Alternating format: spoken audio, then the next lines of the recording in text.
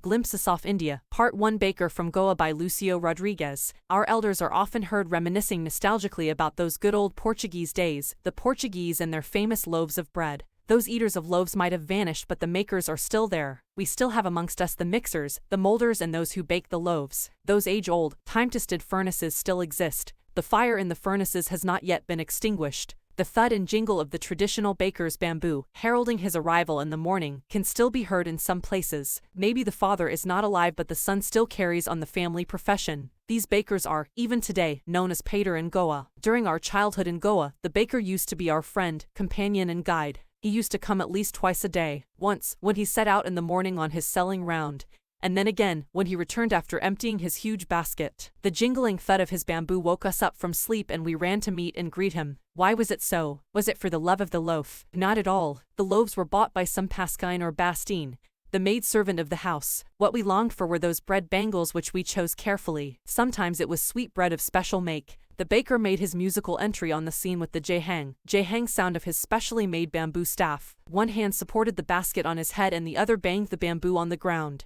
He would greet the lady of the house with good morning and then place his basket on the vertical bamboo. We kids would be pushed aside with a mild rebuke and the loaves would be delivered to the servant. But we would not give up. We would climb a bench or the parapet and peep into the basket. Somehow, I can still recall the typical fragrance of those loaves. Loaves for the elders and the bangles for the children. Then we did not even care to brush our teeth or wash our mouths properly. And why should we? Who would take the trouble of plucking the mango leaf for the toothbrush? And why was it necessary at all? The tiger never brushed his teeth. Hot tea could wash and clean up everything so nicely. After all, marriage gifts are meaningless without the sweet bread known as the ball, just as a party or a feast loses its charm without bread. Not enough can be said to show how important a baker can be for a village. The lady of the house must prepare sandwiches on the occasion of her daughter's engagement. Cakes and balanhas are a must for Christmas as well as other festivals. Thus, the presence of the baker's furnace in the village is absolutely essential. The baker or bread seller of those days had a peculiar dress known as the cabai. It was a single-piece long frock reaching down to the knees. In our childhood we saw bakers wearing a shirt and trousers which were shorter than full-length ones and longer than half pants. Even today, anyone who wears a half pant which reaches just below the knees invites the comment that he is dressed like a pater. The baker usually collected his bills at the end of the month. Monthly accounts used to be recorded on some wall in pencil. Baking was indeed a profitable profession in the old days. The baker and his family never starved. He, his family, and his servants always looked happy and prosperous. Their plump physique was an open testimony to this. Even today, any person with a jackfruit-like physical appearance is easily compared to a baker.